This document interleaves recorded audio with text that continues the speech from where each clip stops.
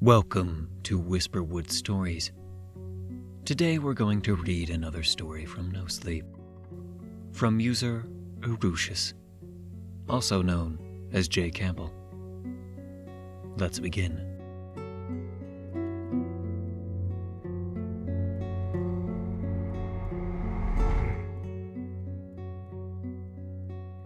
Inside the Circle.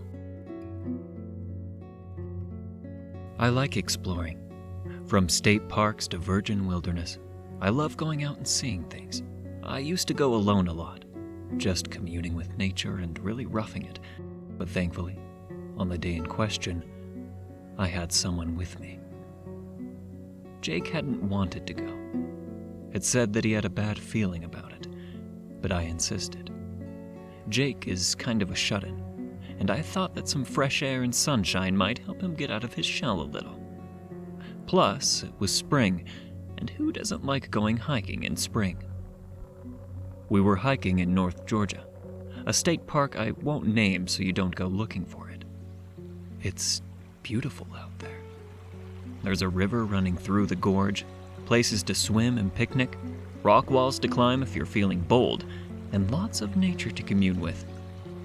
We had to come to the end of the usual trail, the river continuing on even if the marked trail didn't. And Jake looked at me oddly when I didn't turn around and go back. "I want to see what's up ahead," I told him. I had never been beyond that, but I had always wanted to. "No way," he said. "That's out of bounds. The signs say there are holes or unstable terrain." "So?" I asked. "So, it means it's dangerous. I know you're all about exploring, Chuck, but I'm not trying to die today." "Oh, come on," I prodded. "Just a little bit further. Don't be a wimp." He looked like he wanted to go back, but my heckling had gotten to him a little. "Okay," he said. "But if it looks bad, we turn around, understand?" Yeah, I said, waving him off as we went past the signs and onto the unmarked trail. The signs were needless anyway, I thought. Georgia is swampy in some places, and sinkholes and subterranean caves aren't that uncommon. We'd just avoid the soft areas and we'd be fine. I had read online that there was a waterfall at the end of the trail, but I had never seen it. Some hikers said it was beautiful, and that it went all the way back up the cliff, which would be a pretty long drop for a waterfall. I wanted some pictures for my travel blog, and as we walked down the trail, I knew this was going to be a hike we'd both remember for years to come. I must not have been watching where I was going very closely, because all the warning I got was a little crackling sound before I was suddenly in freefall. I was watching the hole in the ceiling get smaller and smaller as I fell, and everything went black for a little while. When I opened my eyes, that circle of light above me was more like a spotlight. I groaned as I tested my limbs, my back, and my neck, and found myself mostly in good shape. My head hurt, but my arms and legs still worked. I had fallen onto some kind of moss, something that had probably saved my brains from being splattered all over the floor. And as I lay there, staring up into the ceiling, I saw a silhouette impose itself over some of the light. "Chuck? Thank God, I thought you were dead. I'm trying to get the Rangers, but I can't get a signal. You break anything?" I sat up a little, rubbing my head where a knot was forming. Felt a twinge of pain in my back, but nothing too bad. I was smart enough not to push it, though, lest I mess myself up further, and unrepairably. "I don't know. My back, I think." "Well, that's better than most people after they fall in an underground cave, I guess. Unfortunately, I got all the climbing hooks and you got all the rope. I'm gonna head back up to the swimming hole and see if I can get some help. Hang tight. I'll be right back." Before I could say anything, Jake was gone, and I was left with nothing but the moss and the darkness around me. I didn't know how big the cave was, if it was a cave at all, but the blackness seemed deep and impenetrable. As I lay there, the pain beginning to seep into my body, I thought I heard something. It was slight, no more than a tickle on my senses. But it was definitely something. It was like something with claws walking quietly on stone. Like a rat, but bigger than usual. I thought it was my imagination at first, but as it circled my spot like a shark preparing to strike, I realized I wasn't imagining it. I lay as still as I could, hoping that whatever it was would decide that I wasn't interesting or edible. But when it spoke, I was taken off guard. It sounded like a woman, like a young, pretty woman. "Hello?" I stayed quiet, not sure what was going on, hoping it was a delusion or a hallucination. "Is someone there?" It sounded real enough, not like any of the voices I had ever heard in a daydream or a regular dream. And despite myself, I decided to answer. Hello? There was silence for several long breaths, and then it spoke again. "Are you from up there?" she asked, and I assumed she was pointing to the ceiling. Yeah, my name's Charles. What's yours? Silence. Silence, and then it spoke again. "I don't have one. No one has ever called me anything." That was weird. I didn't know anyone who didn't have a name. It made me wonder how long she had been down here, and who had left her down here. Had she fallen into one of these subterranean tunnels like I had? Had she gotten trapped without a way out? I asked her, but after 2 long breaths, she told me she didn't know. "I don't remember ever not being down here. It's my home, and if I lived up there, it was a very long time ago." The long pauses between conversations were a little weird, but I put it out of my mind. Clearly, she didn't get a lot of chances to talk to people, and she was just remembering how to make conversation. There was nothing wrong with that. In fact, I was glad she found me. I didn't want to be down here all alone, and maybe I could help her get out once Jake came back. Why don't you come over here into the light? I asked, patting the stone beside the moss bed. That way I can see. Silence. Silence, then speech. "I don't really like the light," she confided. "It hurts my eyes and it burns my skin." That made sense, I thought. If she had been down here long enough, then she was probably kind of sensitive to the light. I remembered reading about people who live in the dark too long, and to go blind when they take them into the sun. I felt foolish for asking. It was really more my sense of vanity anyway. The idea that I might be talking to some old hag had crossed my mind, but she sounded young and pretty, and I guess I just wanted to look. Is there anyone down here with you? I asked, hearing my throat click as I said it.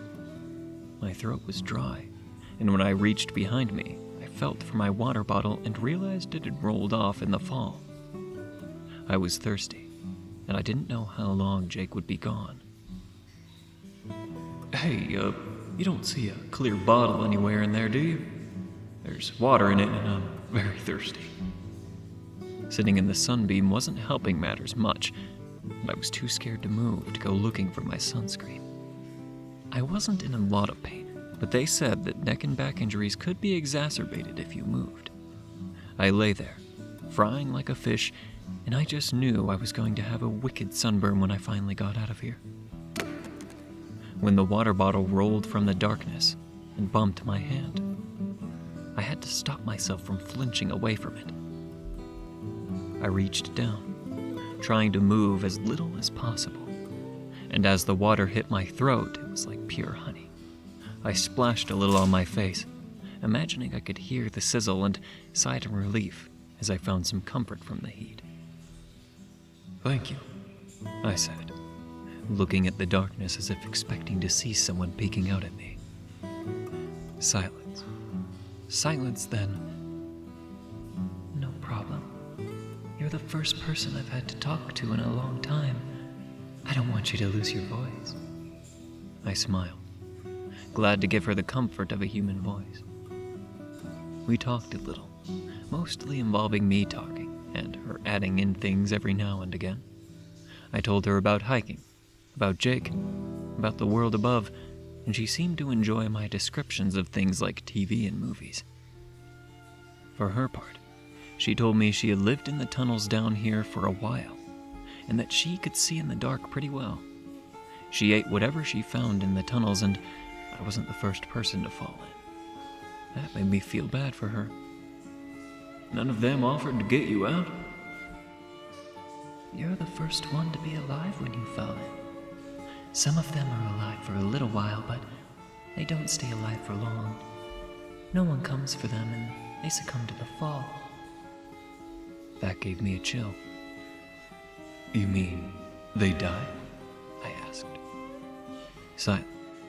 Silence, then. Yes. And no one comes for the bodies? Silence, then. They do not find their bodies. I told you, Charles. I eat what I find in the caves. My mouth was dry again, but it had nothing to do with the heat. She had just admitted to being a cannibal, but I suppose one couldn't hold that against her either. She was trapped down here. Food was probably not plentiful. She had to survive the best way she could, but I couldn't understand how the Park Service didn't know how people were going missing. How did they not collect the bodies before she got a chance to eat them? Did they just think people were lost in the park? I thought that maybe they should be a little more proactive, but then Jake's voice whispered in my head. Like putting a sign to stay off the dangerous trail? Were you? I tried to ask, but my tongue felt stuck to the roof of my mouth. Were you planning to eat me?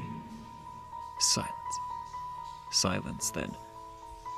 Yes, she said, not showing the slightest bit of hesitation. But you were alive and the sun was up. I usually don't find the bodies until after dark, so there's no sun to keep me away. That made me shudder. It isn't often you get to have a conversation with someone who's planning to have you for dinner. And if the sun had been down and I was still alive, I started, but I couldn't finish the thought. I didn't have to, though. Silence then. Yes, she said. I was quiet, not sure how to answer, but she beat me to it again. I have to eat, Charles. All creatures must eat, and I am no exception. You don't feel weird about eating your own kind? I asked, trying to find the right words so she wouldn't be offended. Silence, then. I do not eat my own kind, Charles. I eat people. My teeth chattered a little at that. Translation, she wasn't a person, which led my mind to ask the question I dare not voice. What was she? What was I down here with?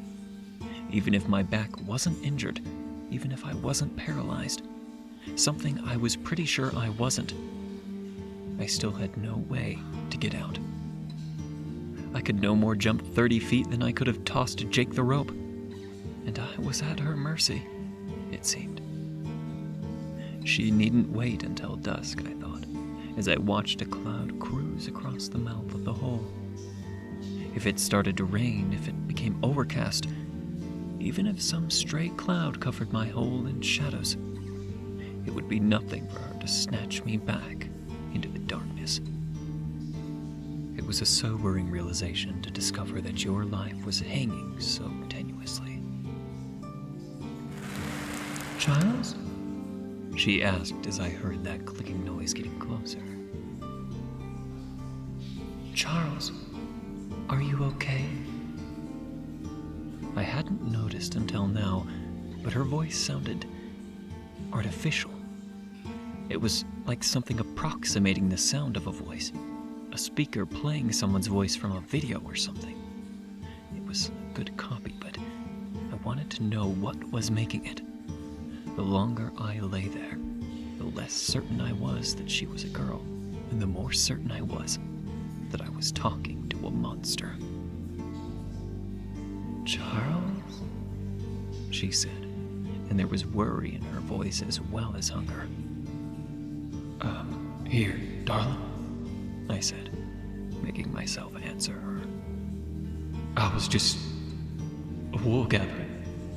Hit my head when I came down and it made me feel a little woozy. The clicking came even closer to the circle of light, a circle that was, suddenly, not nearly wide enough. I do not know this word. Woozy. What does it mean? Is it like being tired? Yeah, I said. Yeah, it's a lot like being tired. I kept looking up, hoping to see Jake and the Rangers up there. How long had he been gone? It had to be at least a half hour. I couldn't imagine that no help had come in half an hour. Even if he had walked all the way back to the station at the trailhead, someone should have come back by now. I didn't know if they could stop her from dragging me off and eating me, but I hoped so. Charles? Yeah, I said, hoping my voice sounded steadier than I thought it did. Are you afraid? I had to stop myself from answering with a Texas-sized "hell yes," since that might provoke her. No, darling. Why would I be scared? The clicking came up to the edge of the light, slow and unsure, and I imagined that I could see something there, just beyond the light. A face or something, and it did not look at all human. It looked like a bad driftwood carving of a strange idol from a heathen tribe outside of civilization, and I found it hard not to stare at the spot. Your heart is beating very fast. Your blood is pumping through your veins like a river. I can hear it. It makes me hungry. Are you afraid of me?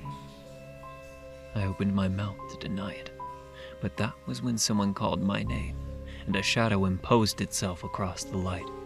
Felt like too much, and I wanted them to move as they blotted out some of the light. Chuck, Jake yelled. are you okay? Sure. Great. I lied, glancing over to see the face I hadn't seen was gone. Someone else cast a shadow over me, and I was shaking as my light was cut in half. Chuck, my name's Ranger Mike, and I'm here to help. Ranger Gabe and I are going to rappel down. Is your back or neck injured? I don't think so. I yelled, listening for the clicking and the voice of the not woman.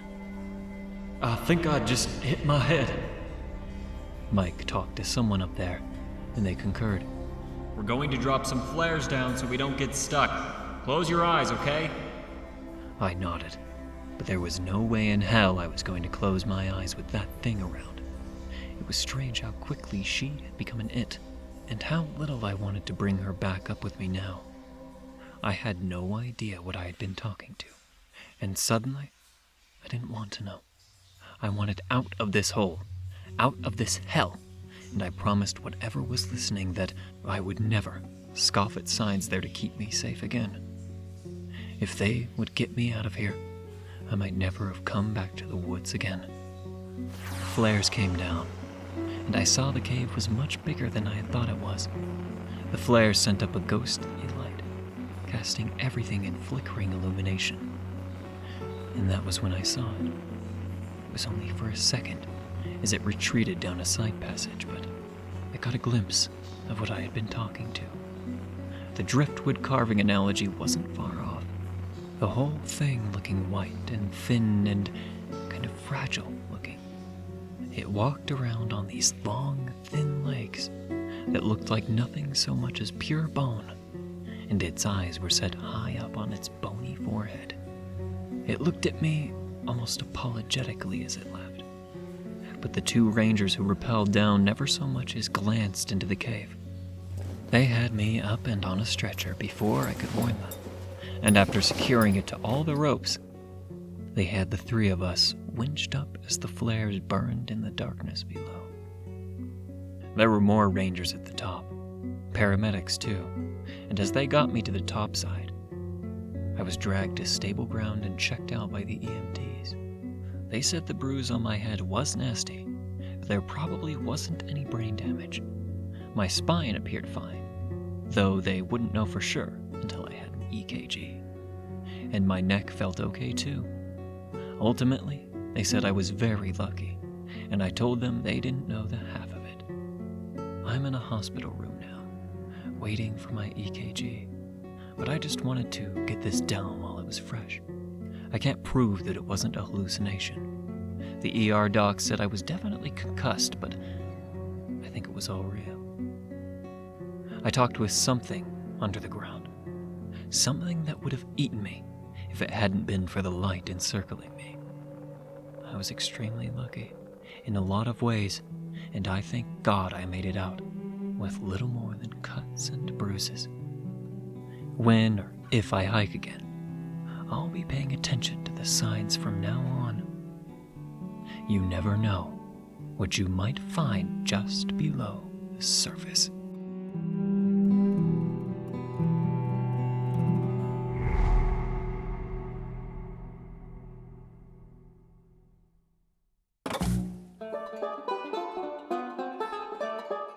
Thank you for listening to Whisperwood Stories.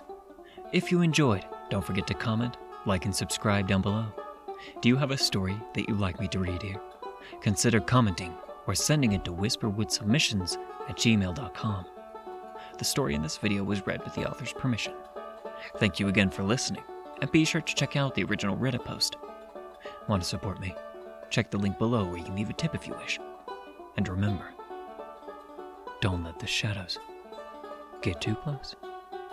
Good night, partner.